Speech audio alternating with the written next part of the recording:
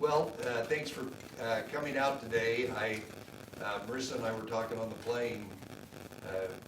It's been quite a year. Saturday would be the 1-year anniversary of our first incident. And of course, here in the Magic Valley, Director Jepson and I, we were traveling somewhere, and we were talking to the health district and to the county commissioners. And of course, Blaine County was basically the, I don't know how to gracefully say this, the kickoff of the incident rates in Idaho. But I brought with me today, and of course, Melanie will have all of this, I know that there's the incident rate we have here in Twin Falls. You get the gist of the downward trajectory, but it's been a very busy year.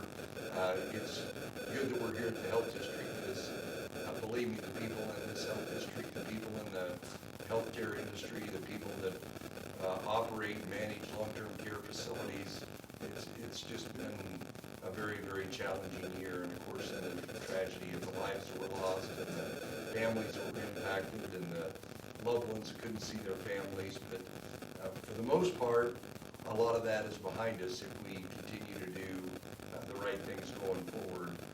From the very beginning, Director Jepson and my coronavirus working group, and we've had one, I think the last time I was here, I brought our chart with us, which was the FARS curve, but all we could operate by, because this was a novel coronavirus, was the experience that exists all over the world of what happens when you have a pandemic. And in essence, there's that curve up, and we've had a few of these, but now the numbers, and particularly the hospitalization numbers are and here in this health district, the hospitalization numbers, this is for this that's Public Health District 6. There's 5.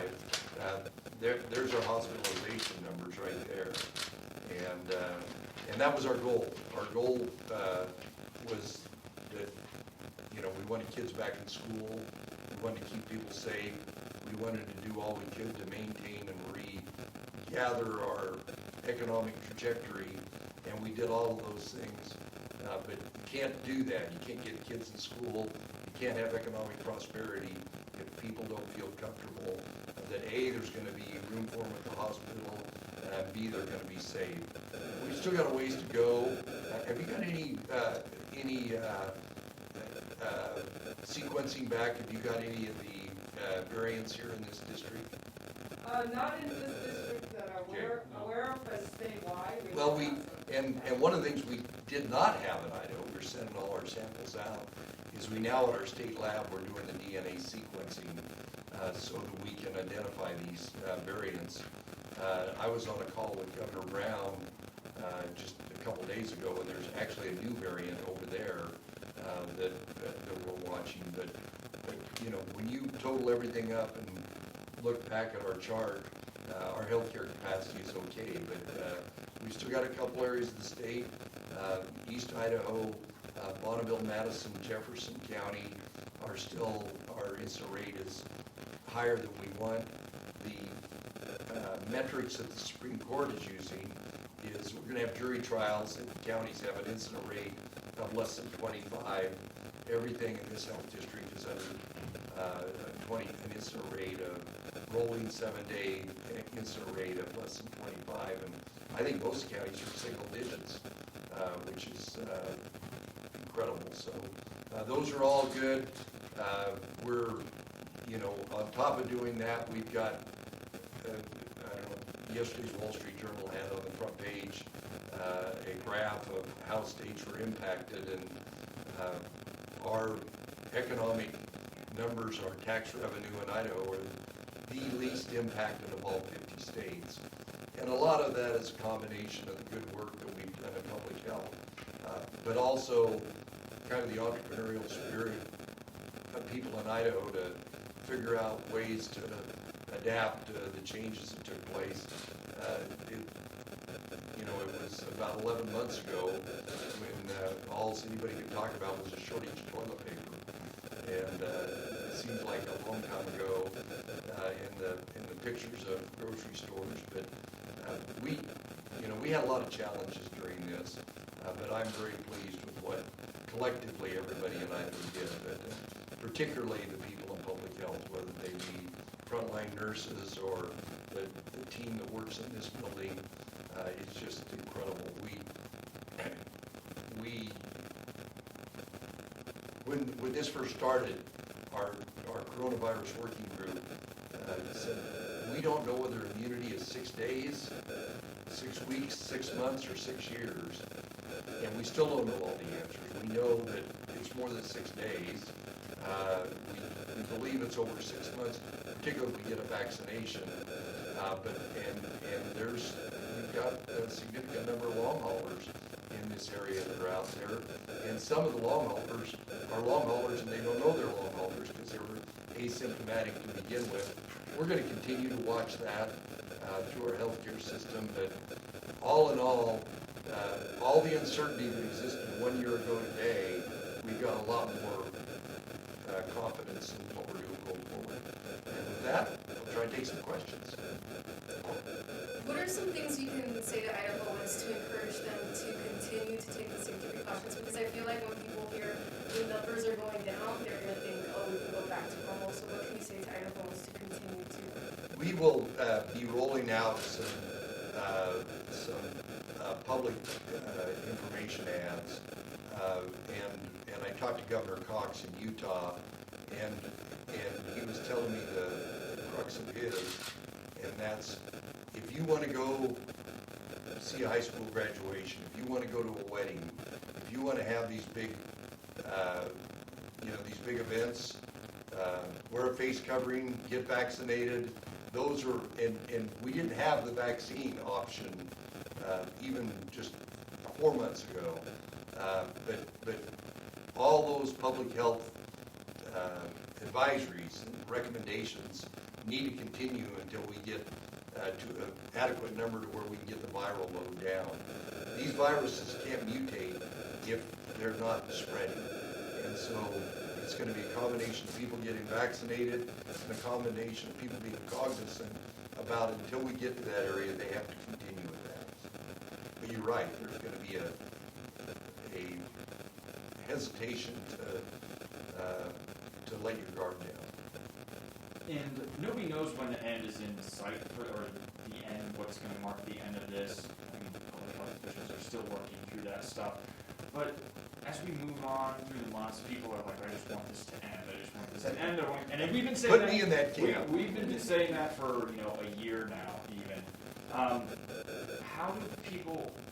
I guess what I'm trying to say is there a timeline, and what marks that, and what I guess places do we have to get to? I can't remember who I heard this morning, and we hear this often from the experts on it. It's not a light switch; it's a dimmer, and it can go up and down. We've been very concerned about the variants. I was on a call with quite a few governors this week, and the governors of states where they've got a higher percent of the variants, we asked them about severity, hospitalizations, variants, in the vaccinated population. That's all good. But the variant is still a real question mark out there. The first two vaccines, Moderna and Pfizer, for the most part, were tested where the variants weren't there. The new vaccine at J&J, the Johnson & Johnson vaccine, was some of their work was done in countries where there was the variant, so we know more about that. Every day, public health, our professionals, our scientific professionals, are learning more and more about it, but it really is a dimmer switch. As things get a little better, but people have to be cognizant of the risks that are out there. It's not going to be, we can open everything up and go back to normal, and in fact they won't. Even if there was no health district, no city, we don't have any state restrictions, even if you didn't have any of that, what's incredibly important for parents sending their kids back to schools, for teachers being in schools, for people to go out and participate in the economy in venues where there's, a lot of possible spread. They have to have confidence. So as our numbers continue to go down, that confidence level will go up. But it's too early to say we're going to flip a switch. It's going to be more people getting vaccinated, people continuing to do the right thing. That's going to get us to where we're going to be. But I believe by the president said that anybody that wants a vaccine is going to be able to get one by May. The vaccine delivery that we're seeing doesn't indicate that. But what I learned this week is part of what he's basing his prediction off is the vaccine they're shipping out separately that this health district doesn't see. That either goes to the retail pharmacies, to the big pharmacies, to the clinics, and to some of these other areas. We don't have full transparency on that. And so with all of that, what I ask anytime I travel around the state is whatever we're vaccinating now, can we triple that? Can we double and triple the vaccine delivery? And I haven't had anybody say no. And we actually get more and more people signed up. But there's two things I gotta get. I gotta get people vaccinated, and I need for them to show up on time for their appointments. We've had a problem with people calling, 2 or 3 health providers, a couple of pharmacies, booking reservations, and then as soon as they get the call, they don't cancel their reservations there. Well, that just slows down the vaccine process for everybody else. Here in this valley, we've got a lot of major employers, frontline employers, and we'll work with them to basically go on site and vaccinate their workforce. So what do you guys attribute the low numbers to, and then what can you guys keep doing to make sure that trend stays low? Well, I think a lot of it is, the ads, and you've got a couple of people from here in the Magic Valley were part of it. I think awareness. People are aware that for a long time, people knew other young people that tested positive and didn't have major complications.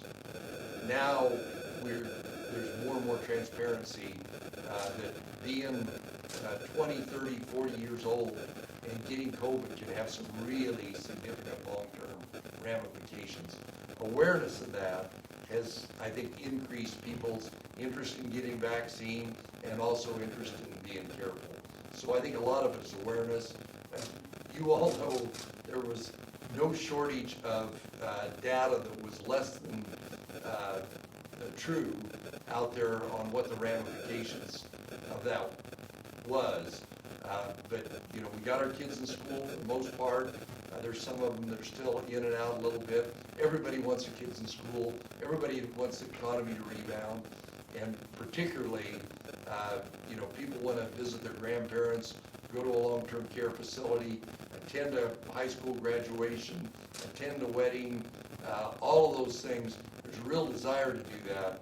And if people can make the connection between their ability to do what's precious to them in their life and either getting a vaccination or doing this, that helps.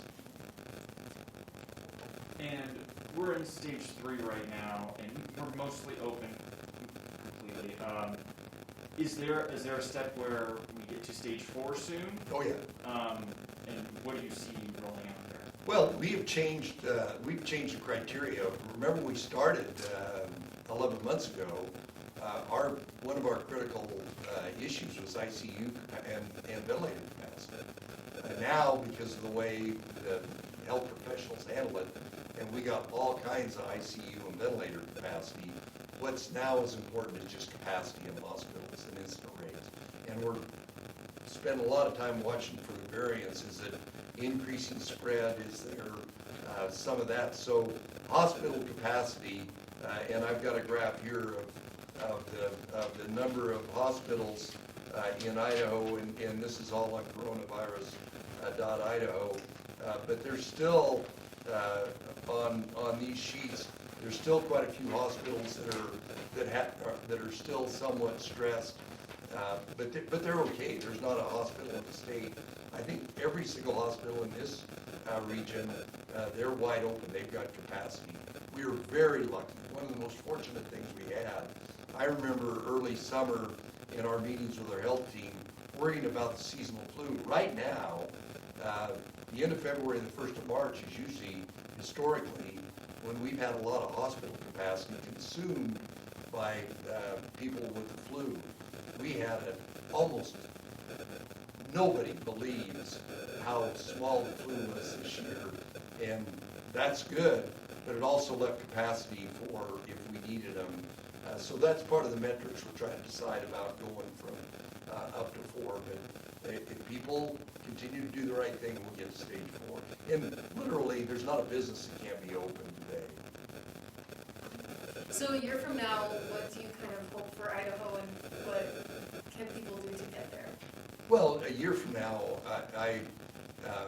well, by September, the schools should be wide open, let me talk about schools before I talk about the rest of a year from now. A year from now, I hope, and the legislature's debating it right now, I hope they take my recommendations and frankly do more to where we get these kids caught up. We're out of school March, April, and May of last year. But getting these kids caught up is probably my highest priority, is to keep people safe and get these kids caught back up. A year from now, I hope with all our efforts, we got our kids back up, we're back concentrating on academic advancement, on literacy.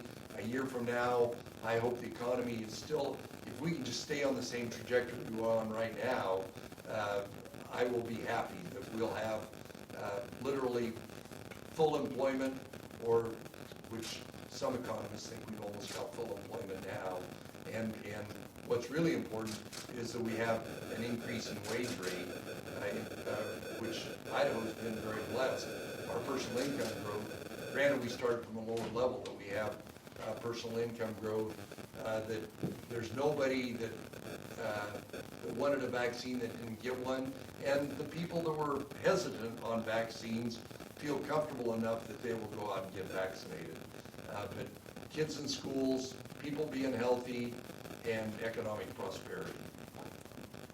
And how can these students in a year from now kind of regain what they missed? Like, what are some things that can be done to kind of get that missed time? Well, it's interesting. There are several things that the pandemic accelerated. And, these kids need to have that professional in the classroom to do some of the motivation, some of the diagnostic that is hard to do online. But we have really advanced online delivery. And if we can take these kids, figure out what their problem is, give them a device and help them. But you can't do it without that connection with that highly qualified professional. We have a lot right here in this school district that we're in right now. If we can do that, we can get these kids caught back up. But remote work, remote delivery of health care, Idaho had the biggest increase in telehealth of any state in the union. We've got a lot of initiatives, whether it be for schools, whether it be for rural Idaho, to expand broadband. The accessibility of quality health care, because we have so few doctors per population in Idaho, we can make up for a lot of that with really making our telehealth more sophisticated. And that helps everything. That helps these real rural communities where, you're blessed here in Twin Falls because you've got a great hospital. But a lot of the rural part of this state, if we can deliver health care to them, part of it remotely through telehealth, that'll raise the standard of living in the state of Idaho. So now, a year later, we have a vaccine. What is like an estimated time frame as to when we'll reach herd immunity? Again, that kind of depends. It depends upon if if the infection rate of the new variants is more, because, and there's some pretty good videos out there that basically show, if you go into we're far enough apart here, obviously, but that if some of these are transmitted more by aerosol, and they're more apt to, we're going to have to continue to watch that. We put lots of systems in place to where we can watch that, but if the variants don't do some of the worst case scenarios that some of the public health people are suggesting they might, if our uptake rate goes up, one of the big determining about herd immunity is that people quit demanding the vaccine. And we've got to go out and beg and plead to get them vaccinated. That will shorten the amount, that will lengthen the amount of time before we get to herd immunity.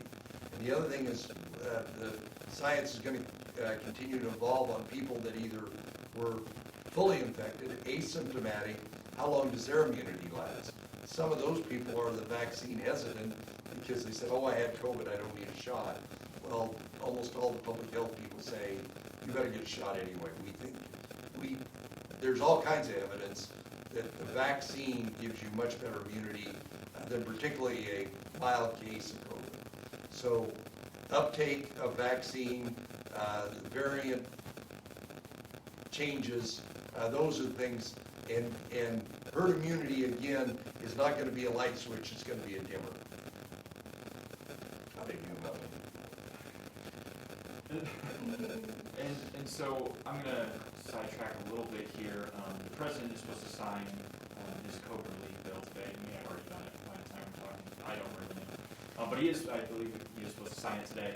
I know you've come out to say some things that you disagree with on the bill.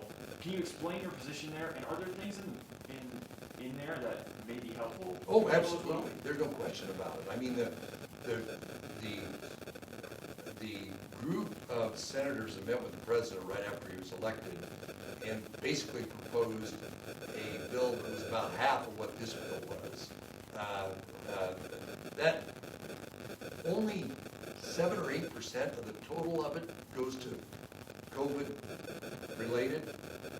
The other 92, 3, 4% of it goes to non-COVID related. Some of those are good programs. Not all of them are bad programs. But some of the programs I really disagree with. The fact that we're bailing out private pensions. The fact that states like Idaho that have done the right thing, we've worked hard, we haven't overspent, we've had balanced budgets, we're going to get penalized, and the states that have done the wrong thing are going to get basically Idaho taxpayer money to bail them out. I just fundamentally believe that we shouldn't do that at any level of government, the city, the state, the federal government, that you elect people to represent you, whether at the state level or the local level or the federal level, that people that don't do the right thing, overspend, have pensions that are unfunded or way underfunded, they shouldn't be bailed out. Because what kind of a signal does it send to everybody else? It's just like what you do with your children. You don't reward, well, occasionally you should love your children, but you try not to reward bad behavior. You try and incentivize, the one thing everybody does is try and incentivize good behavior. And that's my biggest objection to this bill, is it rewards bad behavior and punishes good behavior. It's just a fundamental, whether it's in business, whether it's in your family, or whether it's in government. So what are some of the challenges that the state faces when it comes to getting us back to normal? Getting the vaccine out, well, it was supply of vaccine, it still is for a while, but pretty soon it's going to be vaccine hesitancy, that people are going to be hesitant. So we're going to, with a lot of public partners and private partners, and I was reluctant when the vaccine first came out, when it was first rolled out, to say, let's really go out and advertise for it, because we knew we were going to have more demand than we have supply. But the second thing is I want people to see that their neighbors, their family members, their coworkers have been vaccinated. They feel more comfortable. You know, older people can go visit their grandkids now, the benefit of it, and that there weren't any negative consequences. We know that there's a certain percent of the population, particularly when they get their second vaccine, have a small, mild reaction. But it's true in almost every vaccine that's out there. But the risk reward is off the Richter scale. The reward to get vaccinated is vastly more than the risk of, you know, feeling a little crummy for part of the day afterwards. So every day that that goes by, I think it's going to help us with vaccine hesitancy. And I guess this is probably the last one for me. Going back to that federal bill, there's one kind of thing that I thought I might bring up to you, because I know you're interested in early childhood education and stuff like that, and kind of getting people along the way in that sense. I believe there's a part in the bill that is going to give money to parents that have children. Is that correct? Is that something that you could see, and you know, that'll run out in a year, I believe. Is that something you could see happening in Idaho? Well, I proposed, I think we were one of the only states, our strong families, strong children, strong families, strong families, strong children. We were one of the first states to do that, because at that point in time, we had a lot of kids home. And so we made a grant proposal to people, mainly based on need, to do that. But now, you know, here in a week or two, almost every school will be in at least 3 or 4 days a week. What I don't want to do is detract from our constitutional obligation, which is public school, by having funding available. That, you know, and we can do it a little short term, but if you put it in long term, it's going to end up competing for precious resources we need for our public schools, and that's written into our state constitution. That's our moral obligation. Some parents it works better for, but if, you know, what about the couple where they both absolutely have to work? I'm not sure I want to take their tax money and give it to somebody else when we have to make public schools available for everybody. I haven't seen the final on those proposals, and we'll look at them very seriously. But you know, I am absolutely confident that our public school systems, with the right resources, with some of the other things we're doing, that's the place where we need to have our kids. People can, you know, we've got a high percent of the population that homeschools in Idaho right now, and there's nothing to prevent them from doing that. And there's other programs out there. Yeah, you know, they can sign up for online education. We make all those resources available. I'm not sure what these bills do over and above the programs we already have. Okay, I just have one last question. The Latino population has been disproportionately affected throughout the pandemic, and now with the vaccine, there's some hesitancy to get the vaccine within the Latino population. What are you guys doing to reach out to them, and what do you think you guys can do better? Well, of course, we started early in the vaccine, the Hispanic Commission. One of the best ways to read that is through the Latinx radios, and we've been doing a lot of ads there, and then we've been doing a lot of outreach. And of course, they were a lot of them, particularly in this valley, were essential frontline workers in the food industry. And so right now we're going into those, and there was a smaller percent of the population that could work from home. We recognize all that. The clinics that work in these areas, they're literally, I don't think there's any limitation on the amount of vaccine they can get. If it's not this week, it'll be next week. If they can get people signed up, they'll be able to get vaccinated. And of course, we've got a higher percent of that population that lives in multi-generational homes, so they're more susceptible. Obviously, the older population there, if they sign up, we'll deliver vaccine to them. But we're going to do more to get remote delivery, but we recognize that issue, and we're doing all we can. I know in the valley here that the Catholic churches are serving as a venue for vaccine delivery, and that's a place where people are used to, they're comfortable, and we're, any good options out there, we'll explore.